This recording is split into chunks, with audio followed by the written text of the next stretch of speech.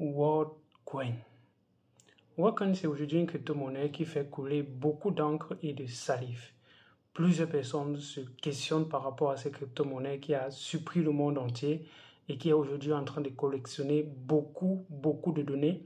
Et c'est tag être la crypto-monnaie qui va révolutionner le monde des données anonymes et l'identification sur la blockchain. La blockchain aujourd'hui souffre de ce problème-là. Quand on voit une adresse, on ne sait pas qui est derrière, mais c'est en réalité les personnes qui ont créé la blockchain qui voulaient que ce soit ainsi. On ne voulait pas que la blockchain soit censurée d'une certaine façon parce qu'on connaît les personnes qui sont derrière les adresses. Mais aujourd'hui, la blockchain est en train de faire amis et copinage avec les exchanges centralisés. Et ces exchanges centralisés-là, justement, sont en train de révéler les personnes qui sont derrière les adresses. Parce qu'il suffit simplement de faire une transaction avec un exchange centralisé.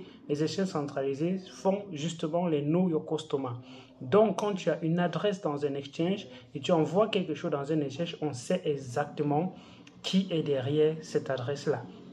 Ou bien, même si on ne sait pas exactement qui est derrière, on peut quand même imaginer qu'il y a un lien, une connexion entre la personne qui a fait la transaction et le compte qui est associé à l'exchange centralisé derrière. Voilà comment aujourd'hui, on peut déjà traquer les adresses sur la blockchain et Chain Analysis le fait très bien.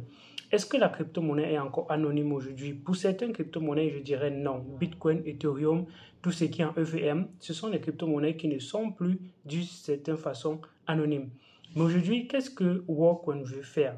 Worldcoin veut exactement associer une adresse, non pas simplement du fait qu'il y ait eu un Know Your Customer derrière dans un échange centralisé qui détient justement l'identité de la personne qui a l'information, qui a une adresse, mais Worldcoin veut plutôt détenir les données biométriques des personnes qui sont associées à une adresse. Supposons qu'aujourd'hui, je veux faire une transaction et que je dis, OK, je dois passer par Worldcoin pour qu'on sache exactement que la personne qui est derrière cette transaction est un humain. J'écris un message, on veut se rassurer que la personne qui a écrit ce message est un humain et non pas une certaine machine. Parce qu'aujourd'hui, les machines, il y a tellement de messages qui sont envoyés aujourd'hui par les robots. On ne sait justement pas qui est l'origine de certains messages.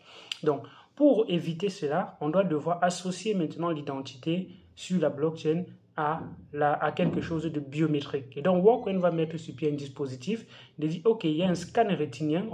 Vous savez qu'on peut identifier les personnes de plusieurs façons. Ça peut être avec les empreintes digitales, ça peut être avec l'œil, parce qu'il y a des propriétés de l'œil qui font en sorte que deux yeux ne sont pas identiques. Deux yeux sont totalement différents. Ce qui fait que ton œil n'aura pas les mêmes propriétés que mon œil. Du coup, on peut se baser là-dessus pour identifier une personne. Donc, ils vont utiliser ce scan rétinien, mettre une application à disposition avec des points centraux sur lesquels vous devez vous aligner, vous devez vous y aller pour faire du scan. Et dès que vous faites du scan, on va donc créer quelque chose, on va donc créer votre identité sur la blockchain et vous donner donc une adresse qui serait associée à votre identité. Cette adresse-là, vous pourrez l'utiliser pour faire des transactions avec, bien évidemment.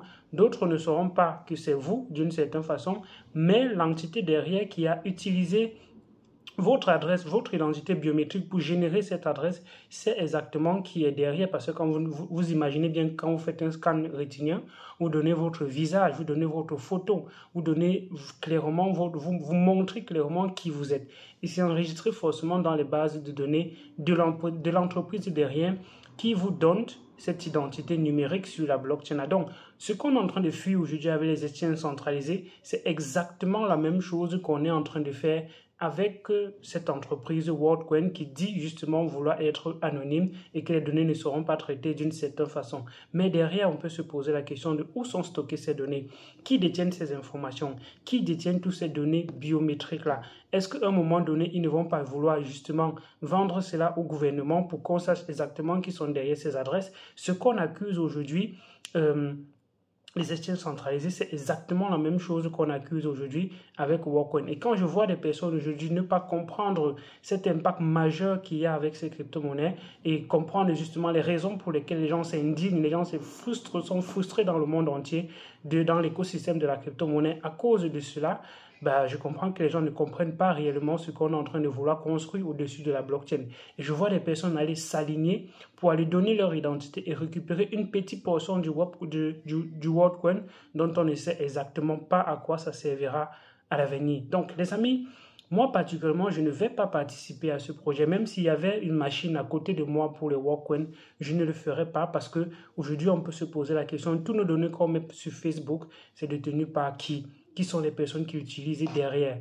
Et Facebook et Walkon ont quelque chose en commun. Ils sont venus montrer en réalité que les gens s'en foutent de leurs données, que les gens s'en foutent de leur vie privée. Donc ça, c'est ce que Facebook a révélé. Et Walkon est en train de montrer effectivement que les gens s'en foutent de leurs données. Ils sont prêts à donner cela pour une entreprise, pour construire quelque chose encore décentralisé dans un monde décentralisé qu'on est en train de vouloir assumer, et ils vont se dire qu'ils sont sur la blockchain. Ça n'a strictement pas de sens. Et retenez bien encore que quand quelque chose est sur la blockchain, ça ne veut pas forcément dire que c'est décentralisé. J'ai fait la critique de la crypto-monnaie qui a été créée d'une certaine façon par une banque du côté de la France, donc du côté de la France, la Banque Générale.